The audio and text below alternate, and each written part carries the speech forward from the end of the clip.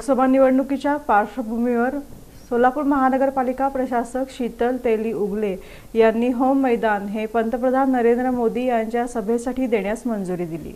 Smart city योजनेअंतर्गत home मैदानाचा विकास झाल्यानंतर राजकीय कार्यक्रमांसाठी, सभेसाठी, व्यवसायासाठी किंवा लग्न समारंभासाठी होम मैदान दिलं जात नव्हतं। तसंच निवडणूक अधिकाऱ्यांनी जाहीर केलेल्या सभास्थळांच्या यादीत होम मैदानाचा समावेश नव्हता। भाजपनं होम मैदान मागताच याविषयी जिल्हा प्रशासनानं महापालिका प्रशासनाकडे बोट केलं होतं।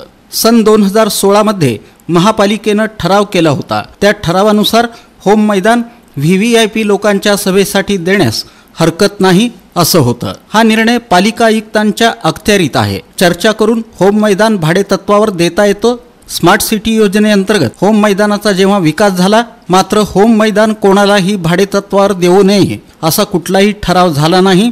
त्या आधारे महापालिका प्रशासक शीतल तेली उगले यांनी होम मैदान पंतप्रधान नरेंद्र मोदी यांच्या सभेसाठी देण्यास मंजुरी दिली। सभेदरम्यान काही नुकसान होऊ नये यासाठी होम मैदान देत असताना 1 लाख रुपयांची अनामत रक्कम घेतली जाणार आहे। याशिवाय होम मैदानावर एका सभेसाठी 1,36,000 रुपये भाडं असणार आहे, अशी माहिती महापालिकेचे उपायुक्त आशिष लोकरे यांनी दिली।